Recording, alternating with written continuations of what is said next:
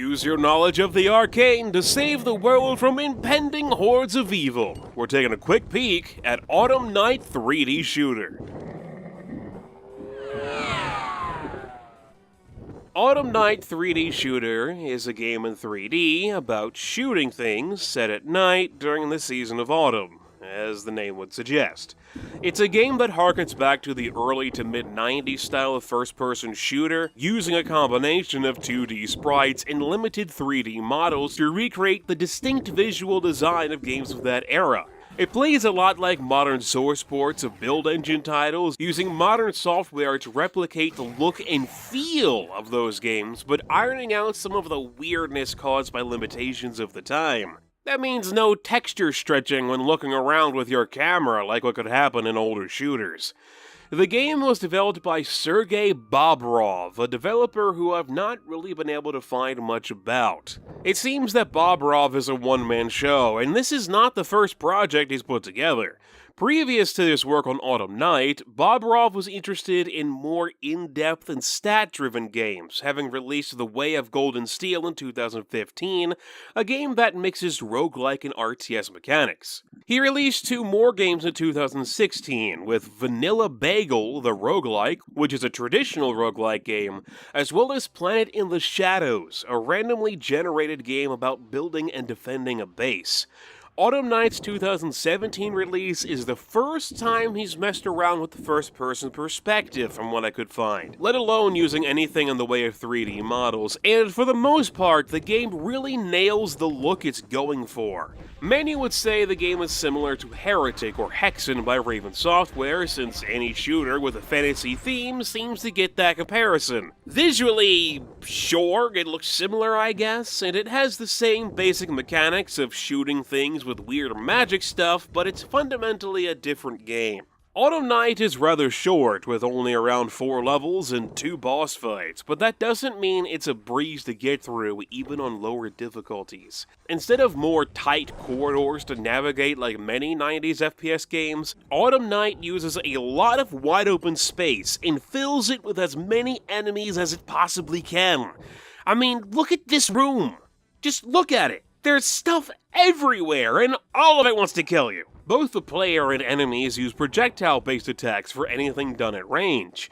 This means that, theoretically, if you're good enough at the game, you can avoid taking any damage due to avoiding the projectiles coming at you. But it can also make trying to actually hit anything while dodging those projectiles kind of annoying. There's no kind of sprinting mechanic in the game to make you move any faster, you always go at the same base speed. So you really gotta be paying attention to where the enemies are if you want to see and dodge their shots in time. To try and make this more difficult, Autumn Night decides to do its best to overwhelm players with large groups of enemies that have to be killed.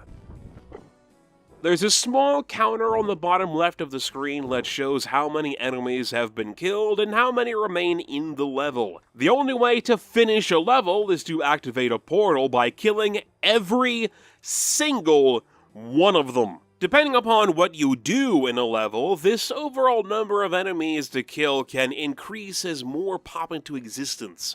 Autumn Night has quite a good amount of secrets to find in order to unlock a variety of magical weaponry.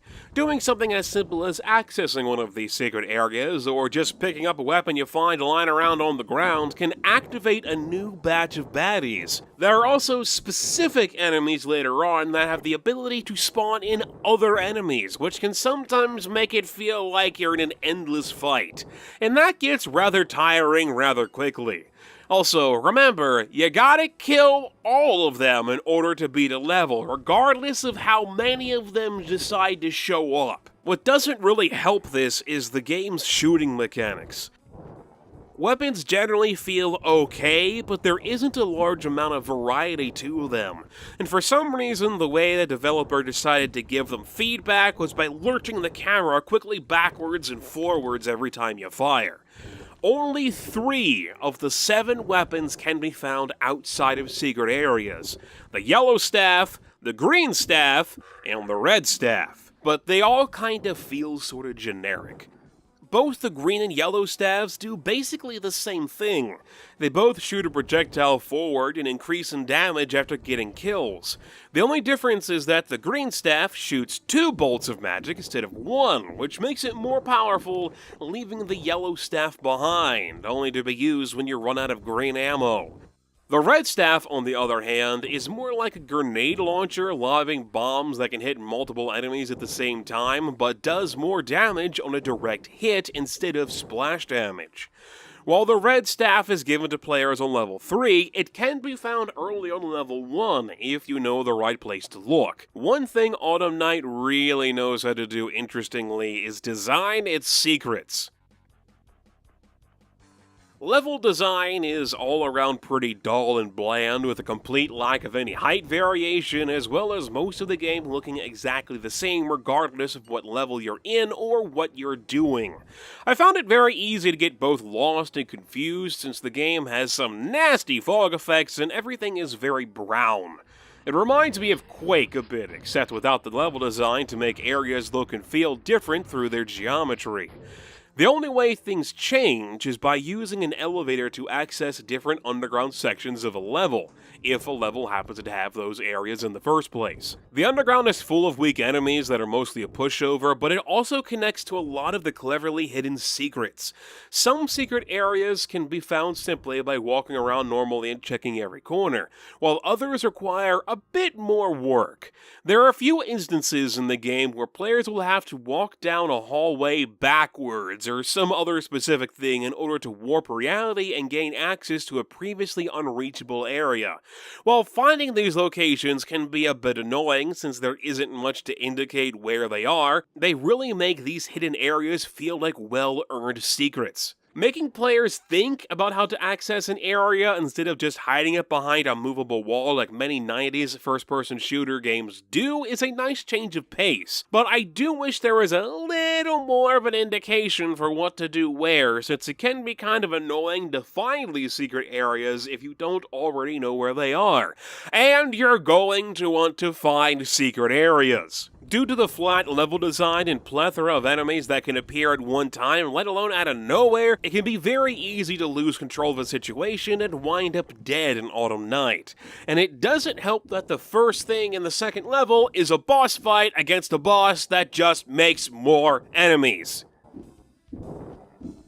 There is some sort of story going on in the background, but the game doesn't really tell you much outside of look for weapons and you better have found the weapons we told you to look for.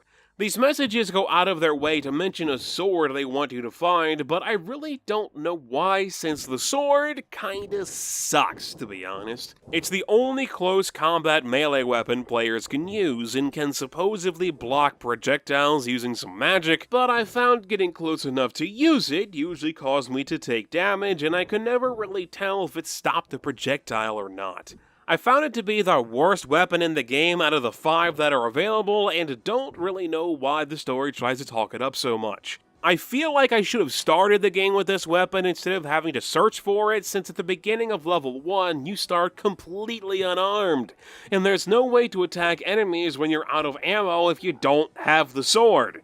Since you have to kill every enemy in order to finish a level, and there's a lot of enemies that can spawn, and ammo is limited to what can be found on the ground or a rare drop from an enemy when they die, it's very possible to run out of ammo and not be able to do anything at all. The last weapon you can find in the game is a blue staff that will stop time for a few seconds in exchange for some of your health bar. This weapon is probably the most interesting of the batch, but I never found a great place to use it, and always felt like it was one of those too good to use things that was best saved for when I really needed it, and thus never ended up using it much.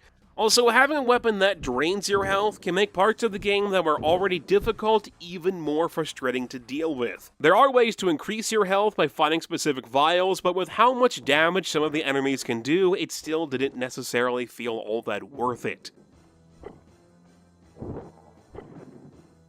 I've spent around 3 hours with Autumn Knight 3D Shooter, and while the game has begun to grow on me, its flaws are just too great for me to let them slip by. The more I play the game, memorize levels, secret locations, enemy spawn areas, and so on, the more enjoyment I got out of it, but that's only after playing the same 4 levels over and over and over again until I was just sick of looking at them.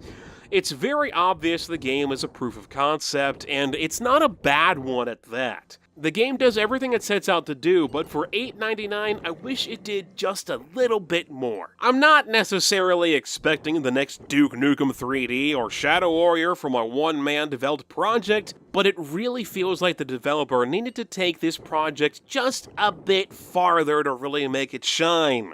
Like, adding some sort of height variation would be nice. Thanks for watching. Please let me know what you think of the game or this video in the comment section. I'm MegapieMan, and I'll talk to you guys later.